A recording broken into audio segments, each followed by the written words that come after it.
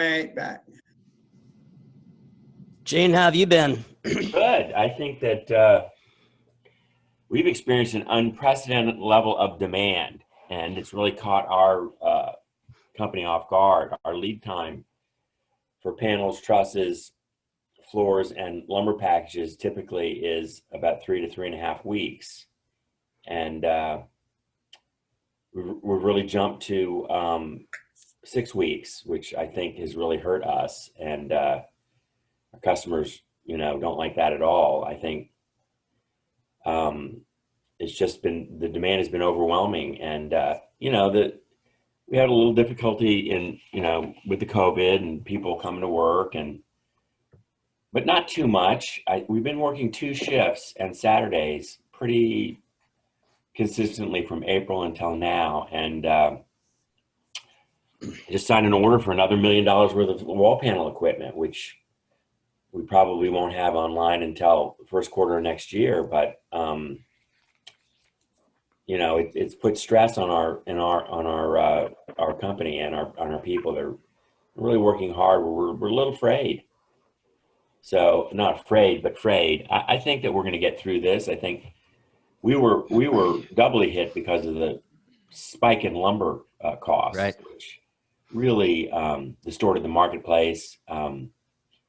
We have quarterly price increases, our agreements with our big clients, and so the third quarter was miserable for us. We just had really high costs, and in some cases were greater than what we were selling things for. So you can never do that. And but we got our increases in place October 1st. So this last quarter, we'll make up for it a little bit. But it's extraordinary. It's been an extraordinary year. How about back down, right? Lumber prices. Mm-hmm. Yeah, they dropped way down. They plateaued a little bit. I mean, there's I'll send you the random lengths things. Do you get random lengths, Alicia? No. I'll send you the graph of the year. There's just a huge bubble up and a huge bubble down, and the lumber producers were not prepared for this year.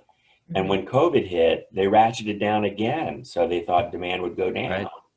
And they're usually really good, forecasters of demand. But instead of demand going down, when they did the lockdown in April, people were buying lumber. And it spiked up. And at first it was just the home centers, right? So that spiked up the yellow pine, which is our main product in our roof trusses. And then people started buying houses. Right. And I don't think they've stopped buying. No, we're seeing major disruptions and things like windows and siding and appliances. Lord knows you can't get those at all anywhere. People want to buy houses. I would have bought one of your houses. I know. But you can't get there from here. What's that? I know. I was like, sorry, we don't have any. I know. Ellen loved your house. Ellen loved your house. Good. And we like the location, but who's going to wait 9 months? Yeah. Hey, Gene, you need to talk to Jason over there. He's got some small little homes over in Great Falls. We looked at Lena Run too. She liked that a lot, Jason, and yet she was there the weekend, and it's an 8-month. We're just not knowing what cost is going to be over the next 12 months. Right. From all the sales that we've had, and now it's just a restricted sale. Yeah. It's weird for you guys too. Absolutely. At all. Yeah, I don't either, because our customers don't. They're like, "What's going on, Gene?" Mm-hmm. And I just got my kitchen redone right now, and from 9/15, and they're finishing it up now. And I did a sunroom the 2 months before that, and the prices just were. It was going crazy this summer. I had all my deals set up in April. It all shut down for a little bit, but the costs definitely increased just for the 6x6s, and just a 2x4 went from $250 to $11. Yeah, there you go. Yeah, it was like, are you kidding me? And he's like, yeah, I can't get it, but luckily. Yeah, and then you couldn't get it. And then you can't get it. Yeah. Mm-hmm. So I've seen it firsthand. Yeah, it was miserable. How has Canada played out into all of this? Well, I mean, I think that the lumber tariff issue has been an ongoing problem from administration to administration. And but you know, most of the mills are Canadian, and we have actually a great relationship with you know, Irving, and we actually have a direct mill relationship where we have a lumber reload where they manage our inventory. It's like a virtual supplier inventory, and but they started running out of stuff, and they couldn't get stuff. Either one. So I guess the short answer is, you know, they missed the demand, you know, number, and they're trying to play catch up, and that's where we're at. We need all the builders to stop. We needed about a month or two to get caught up with our supply, and then things will get back in balance. Yeah, I think everybody kind of missed out on the move to the suburbs. You know, people moving out of the cities. Nobody was really expecting that to the degree that that happened. And of course, if you're moving from the city,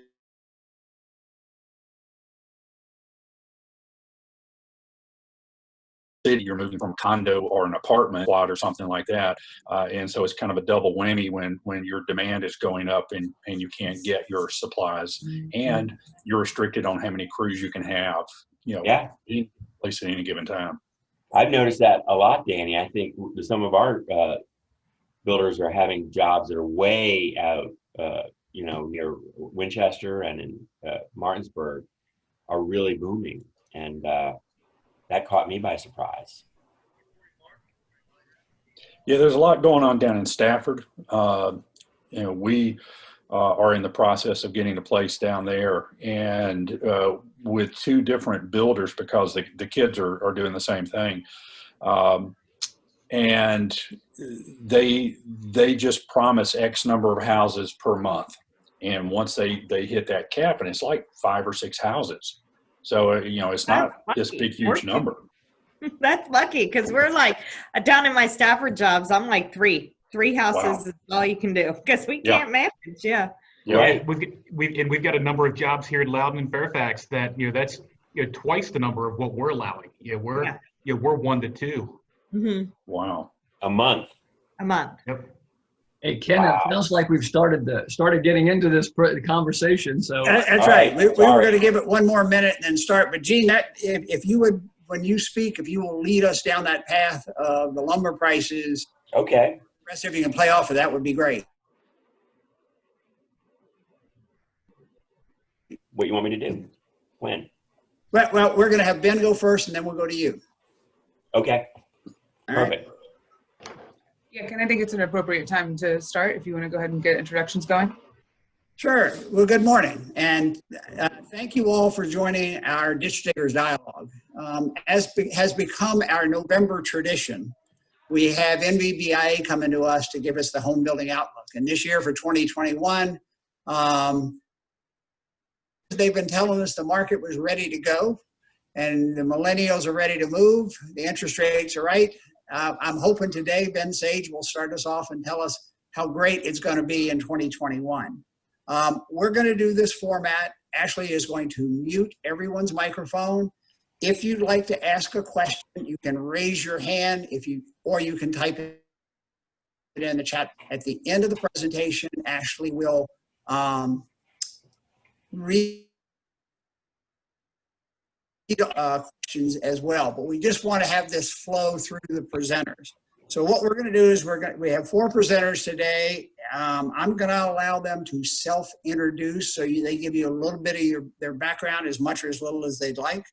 But our slate today is Gene Frogel, who is the president and chair of NVBIA, and he's also the president of Annandale Millworks. Alicia Cox-Scopes, who is the president of Dries Homes. Jason Chisholm, who is the vice president of Toll Brothers, and Ben Sage, who is the regional director from Zoda. So with that, Ben, I'm going to turn this over to you and allow you to talk about the market from a overview standpoint, and we'll bring the others back on. Very good. Thanks, Ken. Yeah, I've addressed this group before. Today is my anniversary. And so I'm thinking I might have missed, I know I've missed it before as well. So I don't know if I missed last year or the year before, but anyway, I've enjoyed this before and looking forward to today. We were having a great discussion beforehand. We'll have to repeat what we just were chatting about. And so I need to kind of get my presentation done and out of the way, because I know that Alicia, Jason, and Jean have some really great insight on the market. So a quick economics, well, a quick plug of the information. That's what we do. So I've been with Metro Study for 26 years now, and Metro Study merged with Myers Research 2 years ago. And just this past month or so, we have rebranded to, rather than Metro Study and Myers, we actually took the name of one of our products and made it our company name. So we are now Zonda. And so Zonda provides new housing market research to home builders, land developers, and banks, and anybody who cares about where growth is. And so let me know if you need anything. Also of interest maybe to this group is we have satellite imagery, so you can get near real-time updates on sites. So contact me, or I can get you in touch with my colleague, Morgan Giovannucci. But that's enough for the plug. We'll talk about the economy here quickly. Let me readjust my screen just a minute. Okay. So we lost about 9 years worth of jobs in the DC metro area.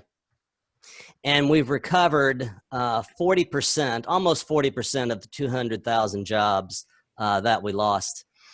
So that's, a good start, or 133,000 jobs in the past 4 months. The concerning part is the last couple of months haven't recovered quite as quickly as the first few, generally speaking. If you look at it by industry, you're not surprised to see hospitality. I think what surprised me was to see retail trade, of course, lost jobs year over year in retail trade. But this has improved from minus 30,000 jobs in March or so to minus 10,000 jobs lately. So we are having people return to work in that retail trade industry. And you see federal government there is a plus 10,000. That will include some census hiring, which is seasonal. We're not seeing a big expansion of federal hiring. Those are temporary decennial workers. So that's how it breaks down by industry. The Bureau of Labor Statistics breaks down Northern Virginia specifically. And because Northern Virginia saw some faster growth in the past, actually lost a similar percentage of jobs in Northern Virginia as we did in the eastern half of DC Metro. But because we had grown faster, we actually gave up only 6 years worth of jobs, even though the percentage change was different. So 150,000 jobs were lost. We've recovered 44%, or almost 70,000 jobs in the past 4 months. And so if you look at some major metro areas around the country, Baltimore is close to the national average in terms of the percent of jobs recovered, and DC is below the average. Some of the overperformers would be Austin, Atlanta, Denver there at the top. But part of the reason we haven't had as high a percentage job recovery is, this area with the federal government job base, we tend to have a floor to our economy. And we tend to outperform during the worst part of a recession. And then lately, we've kind of underperformed when it comes to expansion. But because we didn't drop as much, I think that's part of the reason why neither DC or Baltimore is high on this list, because we did not lose as big a percent of jobs as the nation did as a whole, or some of these other metro areas did. Initial unemployment claims is a weekly indicator. And you can see the vast improvement in initial unemployment claims for just Northern Virginia here. It's still elevated. You can see March 14th there on the far left, barely a blip on the radar compared to what's gone on in this COVID period, but still much improved from the worst part. Trying to get a feel for small businesses. This is one of my favorite resources, Track the Recovery. They have a very easy to use website and some other indicators. I just pulled this one to show that DC Metro is trailing Baltimore, which is slightly trailing the US as far as the number of small businesses that have opened. You can see the huge drop as soon as COVID spread, and the gradual recovery, but then lately it's flattened out. And so I think that's why economists are concerned about, a strong bounce back period in the first few months in May and June perhaps, And then in more recent months, we've seen a leveling off of the economy. And so I think a lot of economists are calling for more stimulus, and maybe there's going to be some. I don't know what, I guess your political affiliation may affect your views on stimulus, but I think there's no doubt that it did help people stay in their apartments. It did help people keep up to date with their mortgage payments. It kept this from being a much worse recession than it could have been. Maybe a little more forward-looking would be job postings, and we're seeing really a similar pattern here, where DC and Baltimore are lagging the nation, and even the nation is 6% below where we were in January. So there was a spike in this in June when things were all positive, and then when COVID cases started to rebound, then we saw, and I think also businesses opened and they did not see the demand they expected to, and therefore, they did not open. A lot of them closed back down, and we've seen the pace of openings slow down, and we've seen the requests to fill jobs really level off and drop from where they were in June. So the general real estate picture, and I'll touch on a couple of these, but these are the hardest hit by the recession. Office and student housing also are feeling it, and these are less helped by stimulus. Then you get these four in order. So new residential, resale residential are the clear, I hate to call them winners in this environment. They're doing very well. These markets are extremely strong. Industrial storage, if you think about the distribution industries, getting goods and services, or getting goods especially to companies and households. And then apartments would be somewhere in the middle. Apartments have been helped again by the stimulus. We're definitely seeing absorption slow down locally, and we're seeing rents get hit. So apartments are definitely not strong, but they don't seem to be as challenged as numbers 5 through 8 there on this graph. And so speaking of the office market, this is from Newmark Knight and Frank. And so we have actually, even pre-COVID, seen, we've seen vacancy start to rise a little bit. And interestingly, we did have negative absorption there in the third quarter. I believe this would include, the couple 100,000 square feet that Amazon took on from JBG. And so, but for that, it looks like it would have been even more negative. And not shown here would be, there is a record amount of sublease space available. So we're just gonna have to keep an eye on the office market. It's not totally showing up in these supply demand figures, but I expect additional challenges in the office market. In the apartment market, this is hard to read. This is courtesy of Delta Associates. They post some presentations on their website. And so if you can see the blue line there, that's apartment absorption. And so you can see that falling. And so this is what builders are telling us, that they're getting, so there's still some absorption, net absorption in apartments, but it's slowed as we're seeing a lot of renters move towards home ownership if they can. While that red there is is apartment unit deliveries, and that is steady, and I expect it to remain steady. This is where I mentioned rents. This is net effective rent hitting negative as apartment managers are offering concessions. And then if you look at the pipeline, 42,000 units in the pipeline, 39,000 of these are already under construction. So it looks like for the next 2 to 3 years, we're going to see steady apartment deliveries. Pretty hard to get renters. I'm not saying this is a cliff or a bust, a total, but it's not going to be as strong as it has been. We've had a record 10 years of apartment development, and it looks like the party is kind of over there, and it's going to be a challenge, I think, for apartments moving forward.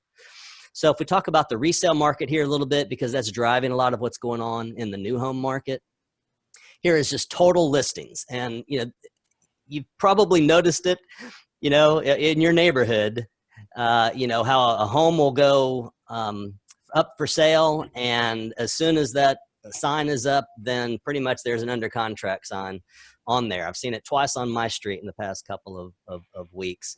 And so look at listings were low a year ago. So red is current year, Blue and gray were the previous 2 years. So we didn't have enough listings last year, and look how much lower listings are today in DC Metro.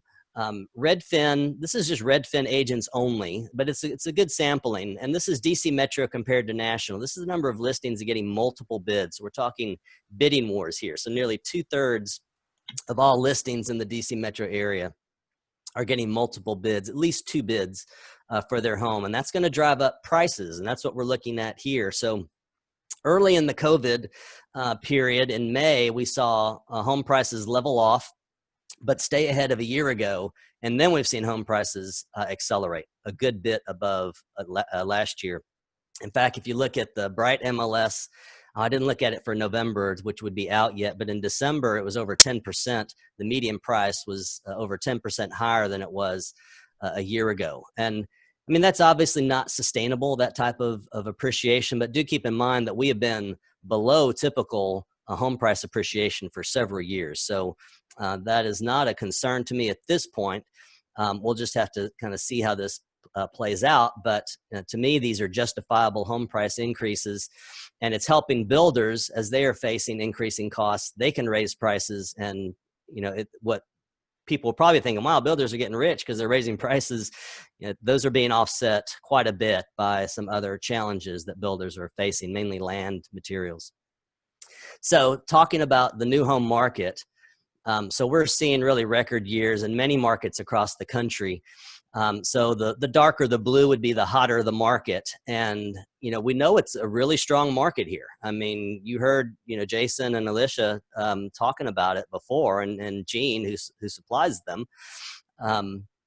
So, why aren't we a darker blue? Because, well, other markets are even hotter, believe it or not. In fact, I talked to a division president here of a national home builder, and strong as it is here, as great as he feels about this market, he says when he gets on his regional calls, he feels like our market is an also ran compared to places like Raleigh. You can see on the map there, Charlotte, Denver, Dallas, Fort Worth. Anyway, you get in the feel for it.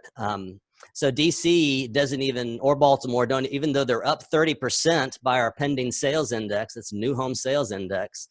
We had to write it in on this graph because they don't crack the top 15 there in terms of hottest markets. So if we break down, just look at Northern Virginia, this is total contract sales per month. We had a good January and February. So I think this trend of people moving to home ownership, and if you're buying new homes and you're essentially moving to the suburbs, we do have some nice infill projects, but you can only maintain there. Growth is generally going to be in the suburbs, and so there seemed to be evidence that was starting to happen in January and February. COVID hit, and then finally in June, July, and August, we actually saw much improved numbers even from a year ago, and this doesn't even tell the whole story. October is a preliminary number. We're not done with October yet. October is going to be even stronger than what is shown there. But we have fewer new home communities. Builders are not replacing projects as quickly as they are selling them out. And so the sales per project is even that much stronger.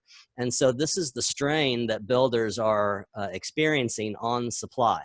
And so, we need more land and develop lots. And we're going to talk a little bit about that a little more in a moment. So this is just kind of giving you an idea about geography. So how widespread is this growth? Is this Fairfax and Loudoun only, maybe Prince William? Well, this goes even down to Spotsylvania and Stafford, and we track even out to Winchester. But I just grabbed these 5 because these are probably the most active counties in this region, at least in Northern Virginia. And it's comparing the average monthly sales in the third quarter of 19 to the third quarter of 20. And so you can see they all improved. Prince William enjoyed the biggest gain. And I think Prince William had some supply there that they may not have actually going forward, but they all had at least enough to grow quite a bit their sales pace. Again, though, fewer subdivisions helps the per project sales pace here. So looking at overall starts. So those were sales as reported to builders. We contact sales offices to find out in every new home sales community, you know, how many homes did you sell last month, basically.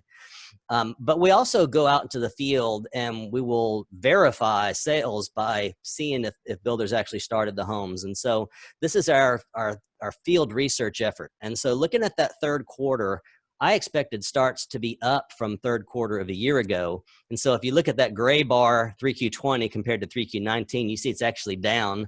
So I've got egg on my face for missing that one, because what we're seeing is builders, you know, would usually be able to, you know, sell a home and start it, or maybe even have a few specs available.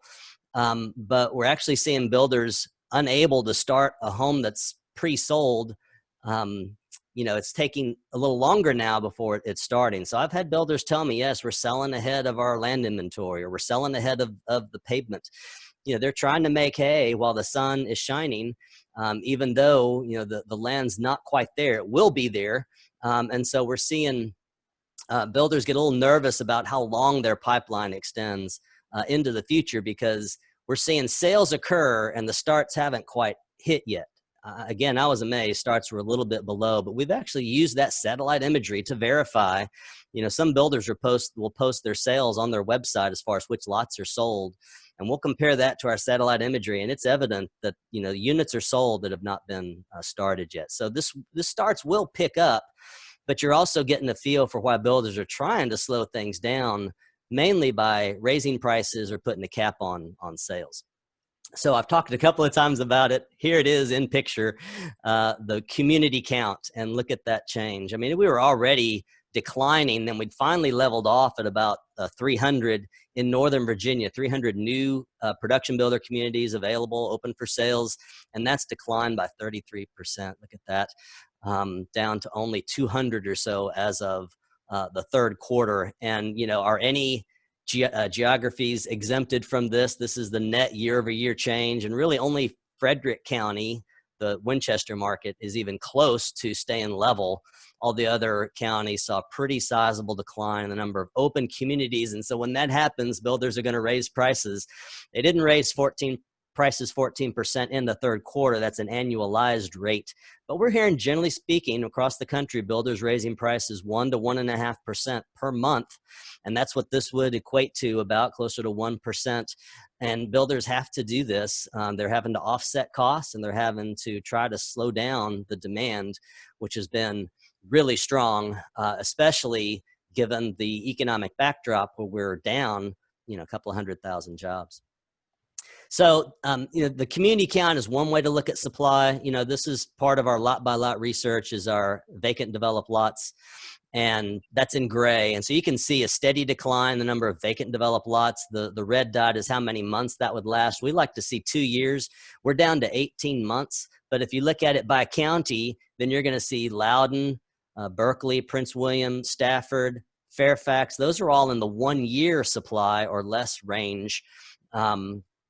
And that's not gonna, it's not gonna cut it. So we also track the future lot inventory, and at a time where we need more of these future lots that are under development to get translated to lots on the ground for builders to build upon, you can see we've actually had a steady declining number of future lots that are under development. We're using our satellite imagery, we're using our site business to get a feel for, not a feel, to get a count of lots that are gonna be coming to market. And so, you know, hopefully we can get this turned around, but it's a challenge. Don't forget also that we've spent a couple of years under a proper reform and some unintended consequences of that. We're past that now, but, you know, we're still having to now turn it around and play catch up. Word on the street in Northern Virginia to me is that Fairfax is one of the more accommodative jurisdictions as far as rezoning applications to residential, and hopefully some of the other jurisdictions will get on board with that. So kind of the home stretch here. I'm going to skip past this one pretty quickly, but you can see there are plenty of subdivisions out there doing, this is over the left. You know, Alicia will tell you, you know, 4 historically would have been great, and builders had learned to live on maybe 3 a month or so. And now you can see all of these are doing at least 7 per month. And so that is a fast pace, almost too fast probably is too fast given the hindrances on getting homes, land delivered and homes built. So a quick update on Amazon, because I'd had a couple of clients ask me about this. So Amazon has taken, there it is, actually almost 350,000 square feet of space from JBG.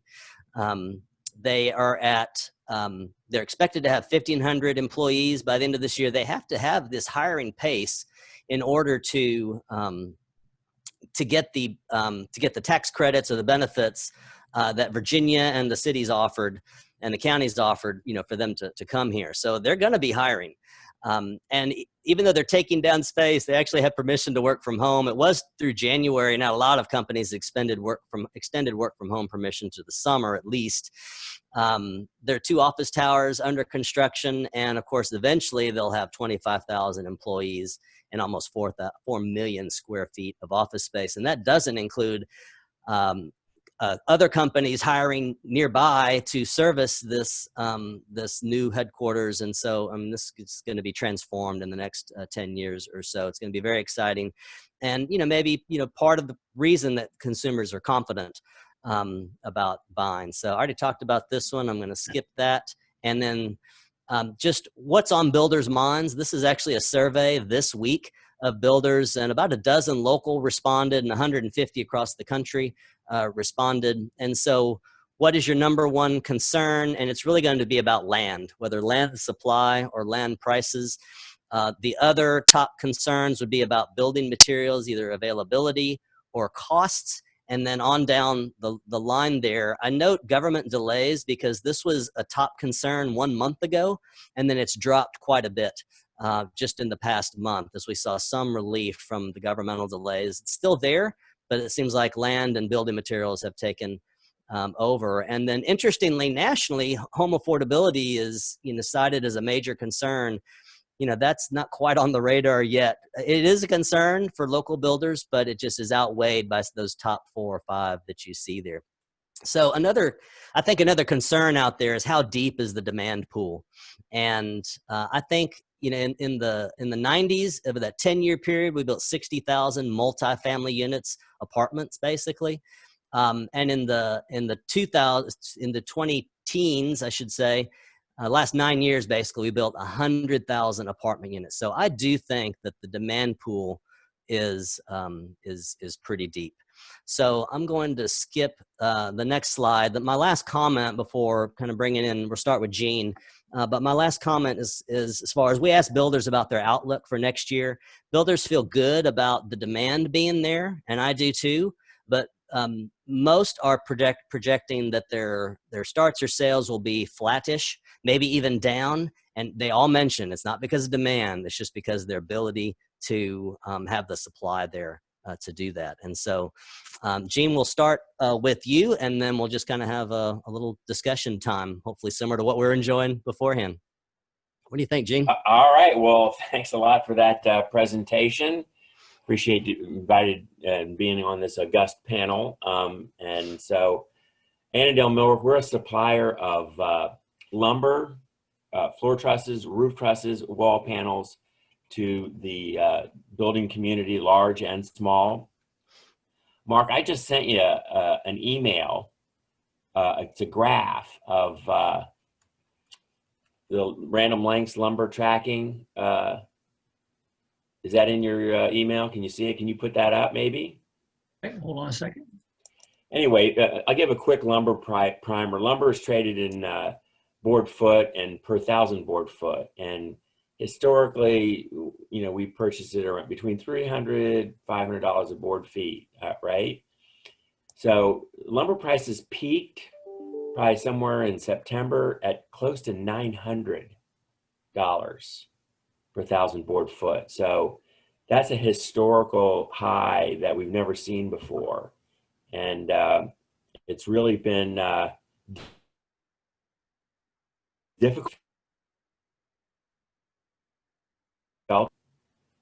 There's the lumber. Roll down just a little bit further. See that thing? Oh, you lose that. See that spike? Oh my goodness.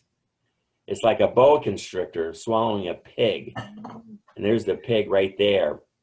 So it's dropped rapidly. We're in a more normal market there. You see a $500 board foot on the way in the left side of the graph there.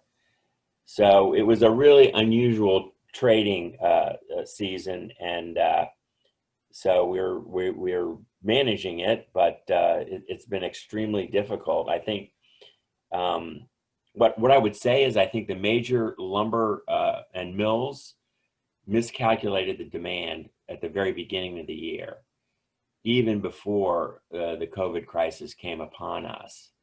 And I think they were looking at our last 4 or 5 years of building starts, which has been about 1.2 million units. That's townhouses, single families, and condos or apartments. Ben, isn't that number about right for number of starts? So I just was looking this morning, and October's starts were close to 1.5 million. So that's a significant jump up in demand. But what happened to the lumber guys when we had the COVID shutdown, or the lumber market, I should say, people went home and they were sequestered and quarantined, but they went to the lumber yards. They went to Home Depot and Lowe's, and they bought decking and lumber packages. They finished their basements. So there was a huge spike, which I think nobody anticipated. And then, you know, April rolled around, and instead of people not buying houses, they started buying houses. They haven't stopped, and we feel it in our lead time. Historically, we've really worked hard at keeping our lead times around 3 weeks to 3.5 weeks for a lumber package. That's when a builder will call us up and say, you know, we're ready, you know, we have a foundation going in the ground and we need the drop at this date, right? And we have been working steadily since April, 2 shifts and Saturdays, and our lead times have steadily extended throughout the year. We're probably out to about 6-7 weeks right now. And it's been tough to meet the demand, I will tell you that. And it's been extremely difficult managing the lumber spikes. And it's not only in lumber, we deal in millwork products too, but our window lead times are at historically, one of our big vinyl manufacturers, MI, is at 12 weeks on windows. And our moldings, our trim, and our door suppliers have us on allocation now, which means we only can buy a certain amount of trucks. So I can just tell you it's kind of been a challenge to manage it, you know, and I think everybody's scrambling, but I think we're going to get through it. And, you know, not sure what the rest of the it's going to look at the end, but I'm pretty confident next year is going to be a pretty strong year, at least from the standpoint of the clients that we're dealing. So I don't want to ramble on too much, but leave that out for discussion. Alicia, Jason, I'm not hearing about builders taking weeks longer to build a home. I'm hearing the cycle time is maybe a week on average. Is that because that time starts when the unit gets started and not necessarily, and they'll wait to do that till the lumber will be there? Yes. I mean, it absolutely has to do with when we start the home. What is behind the scenes is that it's taking us about 6 months now to get through the process from contract to start, including getting a permit, because in some counties, they're not working in the office but 2 days a week. So they're not processing permits to start.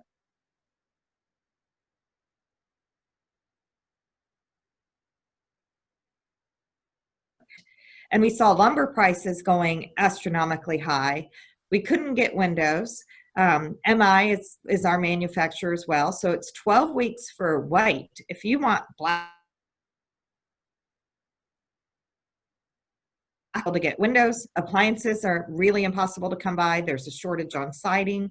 So we ended up unable to keep up with the cost increases and the demand starting in August. So when you see our sales in August, September, and October are the same as last year or just a little bit higher, it's because we wouldn't allow any more sales. In every community, we said you're allowed to sell 2 to 3 homes, that's it, because we've gotten to the point where if we sell a home now, we're unable to start it for 6 months, then our build time, it's a year before someone can get into a home. Gene, I was telling Gene, he looked at one of our communities in Fairfax County that's on well and septic. It's 9 months to get a building permit before we can even start the house. 9 months.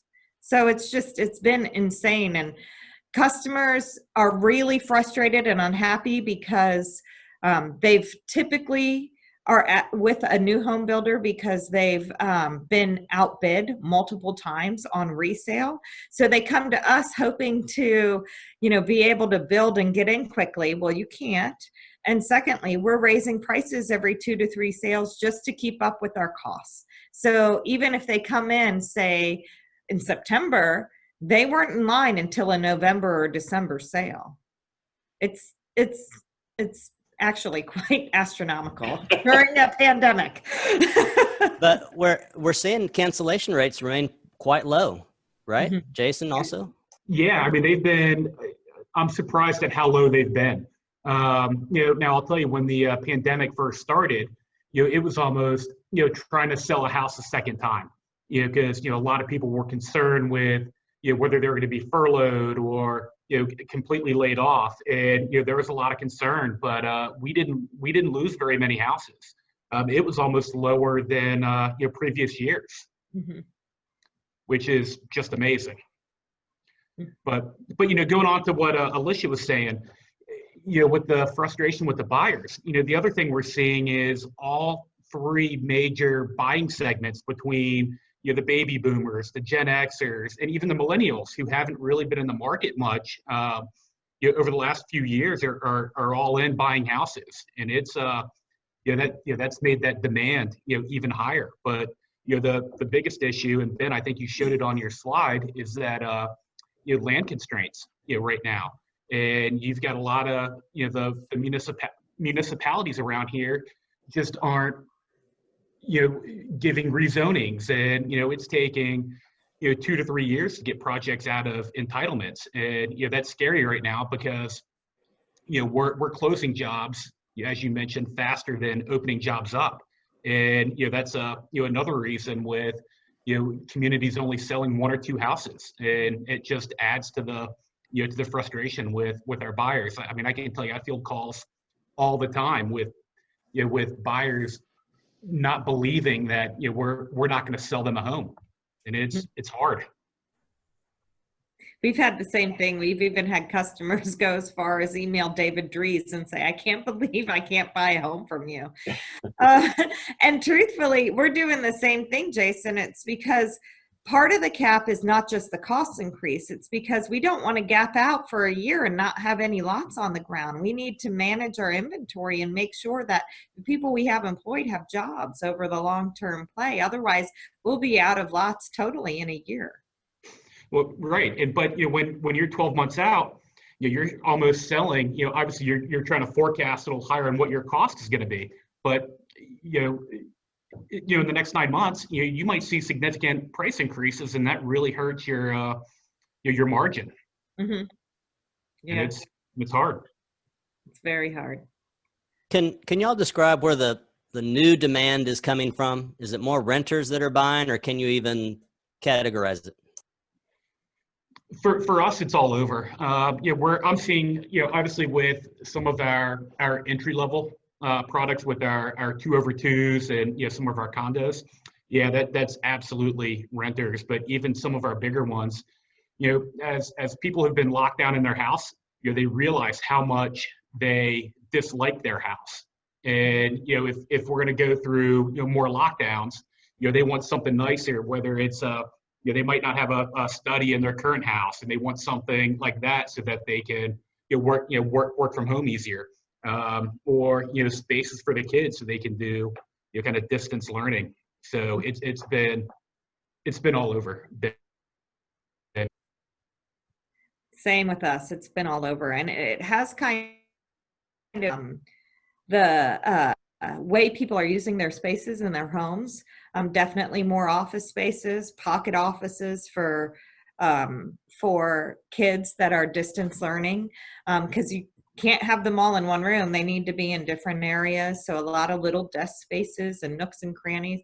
But here's the also crazy thing is that a lot of our buyers that are buying our single families are moving from a smaller single family to another single family because the rates are so low. I mean, basically they can afford so much more at this point. So they're willing to make that jump and lock in because they can afford so much more, and they want a bigger yard because they want the privacy and, you know, also be able to keep their kids safer in their own private yard versus in a public park.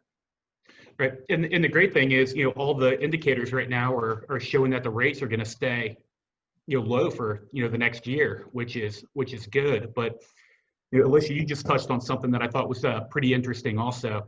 You know, we had a job in McLean where we had, you know, some pretty significant size, you know, houses going on, you know, roughly 7,000 square foot. And doing some market study research, we realized, you know, people were wanting smaller houses. And so we thought we had made a mistake. And then just since that, you know, the pandemic started, you know, it's back to people wanting the, you know, the bigger houses. Mm-hmm.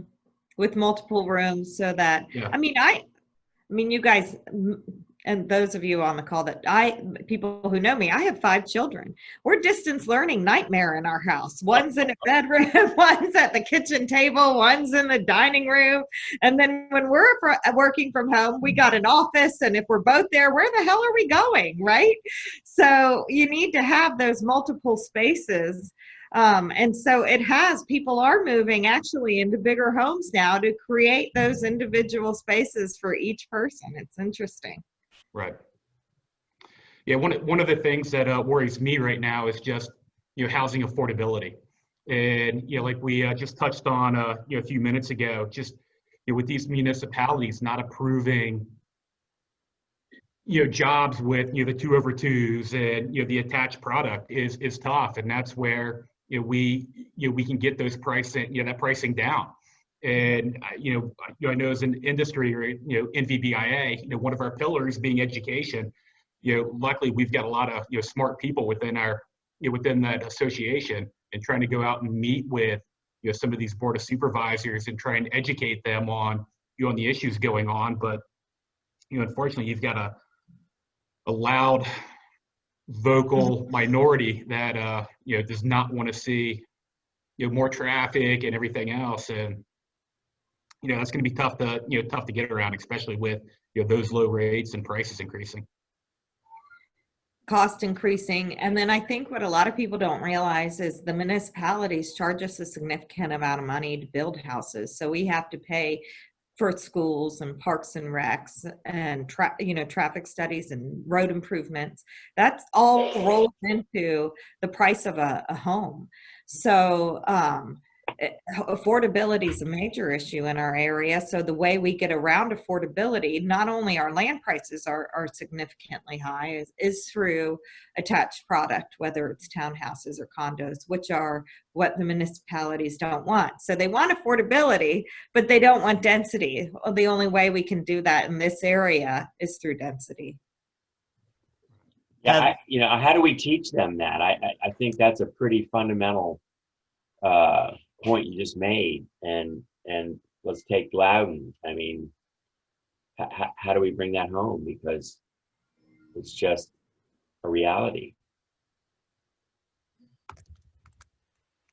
I think they know. They know. Mm-hmm. What is the reason for not wanting the density? Traffic. Go ahead, Jake. Yeah, no, I was good. You know, it's traffic, but you know that might even change here, you know, soon, right? Because even with the pandemic, you know, even within my own company, we never had people working from home, and you know we've got this you know good sized office, and who knows how long we'll have that for? Because I think we're gonna allow people to you know to work from home. So I've seen since the pandemic started, my commute time is much less, and I don't see as many cars on the road. So, you know, again, you know, it's trying to get down in front of the you know the supervisors and you know just trying to educate them and you know letting you know the developers be part of the solution and bring ideas kind of forward. And sometimes I think we're seen as the big bad builder, and they don't always want to listen to us. But I know, and I think I speak for Alicia and everybody else on here too, is that we really do have the community's interest in mind when we're building these projects. Right. Yeah, And Jason, I think you're right. There is an image that we're the big bad builder, and I think we have to continue to work to change that image. I know we have the Home Aid, which has been fabulously successful in really combating homelessness. I think really more effective than the government localities themselves. So it's my hope that we'll continue as an NVBIA to stress the importance of, one, we're the good guys. And I've been in this business a long time, and I got to tell you, home builders are the most generous people in the world, and they want to get behind a good cause. And I think we got to keep playing and telling that story about, and in the long run, we're an economic engine. We create jobs, we create taxes. And so it's just kind of we're a force for good, and we have to come at it and explain that, I guess every day. We also, supervisors are also public elected officials, and they're the ones that decide which communities go where and what density is allowed where. So every zoning or community we want to build anywhere, it goes to a public hearing. And if their constituents are saying, we don't want townhouses behind our single family homes, which happens significantly a lot of the time, they're gonna side with their constituents because they want to be elected for another term. So that also plays into the landscaping, is the politics of the whole thing. And it's the NIMBYs, we call them, not in my backyard. So Right. It's okay for them to move there a couple years ago, but it's not okay for other people to move there. And Mark, you were not officially on this panel, but maybe you can jump in and sort of talk about the legislative strategy, because we want to work with you on this. We want to be on your side, because if you can't get a lot built, we can't dig a hole for you. Yeah, well, appreciate that. And it's good to be on your call. Thank you. First of all, I do want to address something that Gene said, which is, how do we convince these legislators locally that what we do is build community and we're not the big bad developer? One of the projects that we're looking to undertake at NVBIA is economic study by our national association.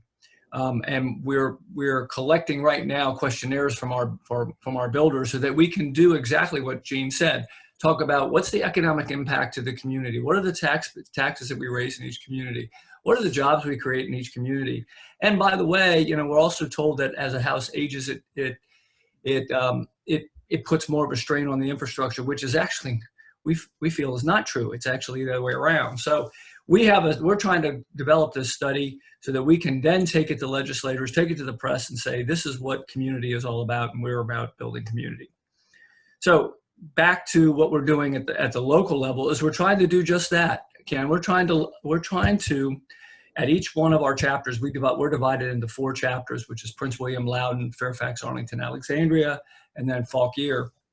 We're trying to talk with the legislators on a daily basis, and thank God for my members who are willing to sit down with these legislators and these staff. It's not so much the legislators, Ken, as it is the staff. There's this ingrained, thought process by every staff in every county, it's just at a different level, that they need to extract as much as they possibly can from a builder so that they can put in their road or their school or their park. And, eventually there's going to be a tipping point where that's just not going to be possible. So we're trying to talk to them about the economics of building community. And that's the biggest message right now. At the state level, we're working on two issues. One is a wetlands credit issue, which actually goes to buying lots and how we make that process happen and be more seamless. And then another one is a tax credit for low income housing, which is very much an issue with the people that are in the majority right now at the state level. So we want to show them that we are concerned about low-income housing as well. So we're trying to put that tax credit in place. So those are the two things at the state level that we're working on. And two may not sound like a lot, but with the way that they're meeting in the General Assembly, the Senate will meet in person, the House will meet virtually. They're limiting the number of bills that both bodies can put in. So we're not trying to put in a large legislative agenda. We're just trying to do two major issues. And that's really what we're going to be focused on in the General Assembly. And of course, always playing defense, making sure that there's not bad legislation that hurts the building industry down in Richmond. So that's what we're trying to do locally and at the state level. Thank you. And we've obviously moved to the question and answer portion. I don't know if we intended to do that at that time, but we're ready to go for that. So if anybody has a question, put it in. Let me start it off. Where are you going to go from here? Are you going further out, further west, further south? What's the next move for the developers? Yes. That's exactly what I was going to say. I was like, any and all, anywhere we can. Okay. New product, new whatever. I mean, our parameters have completely gone out the window. Yeah, so I think what Ben mentioned earlier, Fairfax is a little bit more open to some of the rezoning, and as a company, we've gone in to Fairfax and building some projects here, but yeah, we're going to start looking to I think somewhat go south and go west as well. So just in Northern Virginia, it's so competitive for land right now. You've got several of the major national builders here. You've got local builders, and you've got some of the the small ones, and it's really competitive. And then it's even more competitive when you can't get projects through entitlements. And So, how far do you think we're you looking can go everywhere. out? How far will people commute? I know the pandemic is changing people's thoughts, but is now the edge of West Virginia within a commute if you're coming in 1 or 2 days a week? It could be, and I think I touched on that earlier. Now with the pandemic, and even kind of with our our own office, we're starting to see people where they're only going to go in to work 1 or 2 days a week, if that. And I think that might be the norm when we get back. So that's allowing people to live almost wherever they want. And so then if it becomes a housing affordability issue, yeah, I think people will go either west towards West Virginia, or further south towards Stafford, Fredericksburg, Spotsylvania. We're pretty heavy in Stafford. We have one community in Spotsylvania, but we're in that community with Richmond American, and they've gone as far as Ladysmith. Mm-hmm. So I think people will pretty much go wherever they can. We aren't further west than, say, a Winchester, but we're in Frederick, Maryland, and I wouldn't say that's out of the possibility. Right. Yeah, and the other issue, I just asked Ben this question privately, but right now in Northern Virginia, we are 12,000 lots short for the the housing needed for for the residents in Northern Virginia, and that's a pretty staggering number. I'll just pipe in. We service Stanley Martin in a large townhouse subdivision in Ranson, West Virginia. So that's near Martinsburg. Right. And it's selling like hotcakes. Dan Ryan's right there across the street, I believe.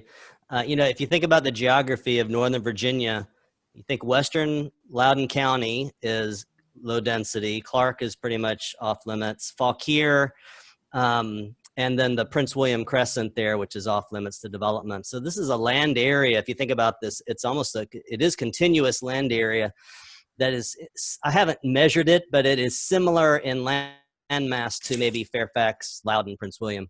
And it accounts for only 5% of all starts. So consumers have to kind of no growth areas to West Virginia and Winchester and down to Stafford and Spotsylvania.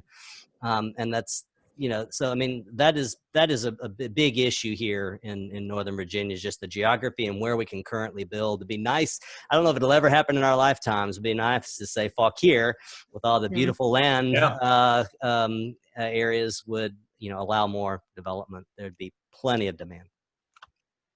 Ben, there was one question that came in when you were presenting about what do the data centers do on your studies.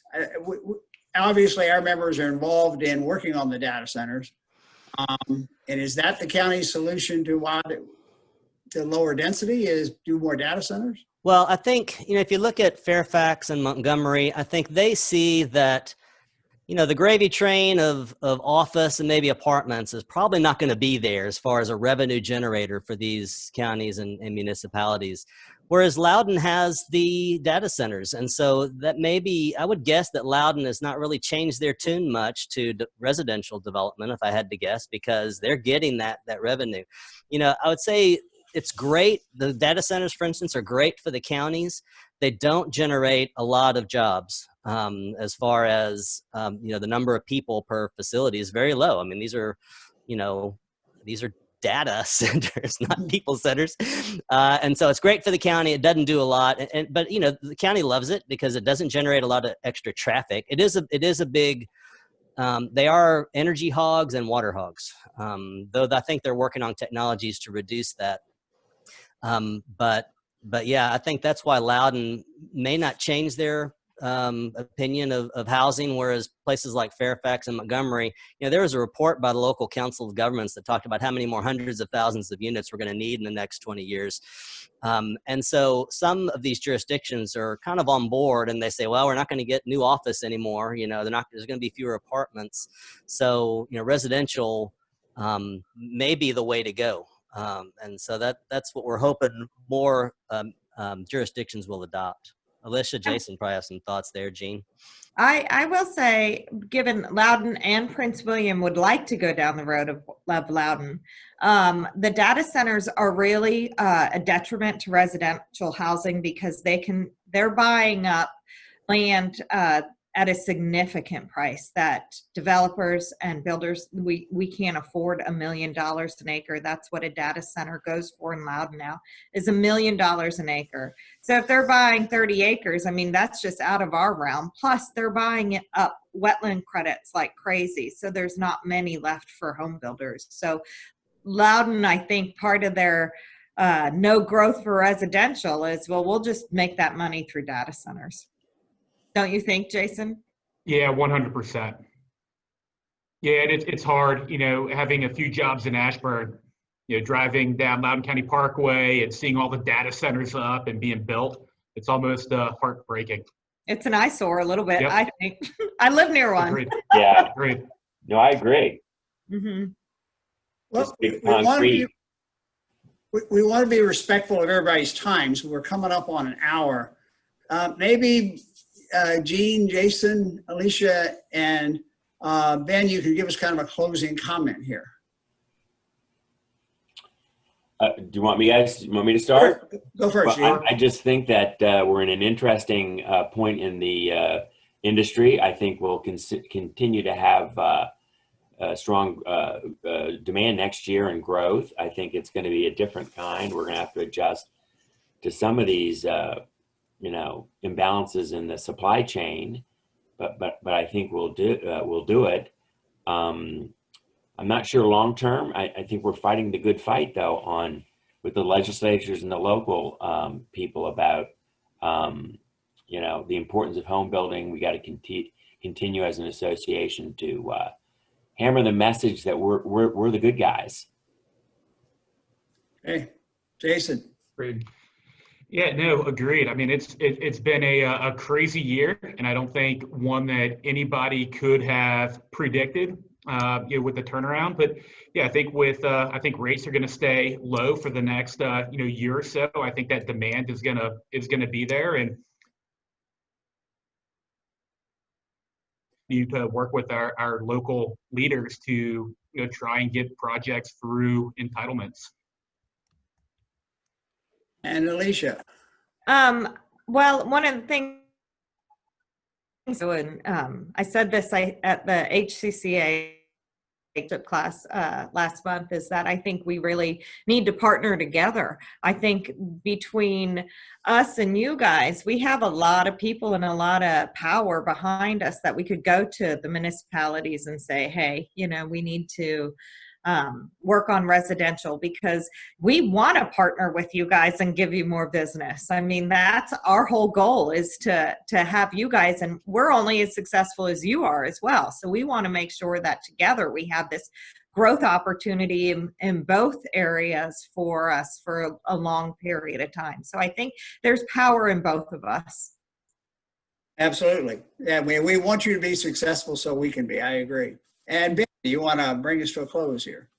Well, can we get another Amazon type of headquarters come here? I mean, DC has kind of lost its appeal among younger people, I think. And so I think there are some efforts out there to make this a more appealing area, because if you look at domestic migration in DC Metro, it's negative. The only reason we have positive migration is because births exceed deaths and because of international in-migration. So I'm for, big picture changes that will make this a more appealing place to live by having the types of jobs, not just federal jobs, that would draw more people. If you talk to builders, they're not really selling to relocation buyers, but if I talk to my colleagues in Denver and Salt Lake, I mean, Phoenix, Atlanta, they're getting people coming in from other places. It's a draw. We need to get that back in this area, and I think we can. It's going to be a process. All right. Well, thank you all. Mark, thank you for helping us arrange this, for graciously joining the panel. Ashley, thank you for organizing this and run it. Do you have any comments before we close out? Thank you, MVBIA, for doing this for us. We appreciate it. And thank you to everybody who attended. All right. We'll do this again next year. Thank you all. All right. Have a good Thanksgiving. Have a good Thanks, day. everybody.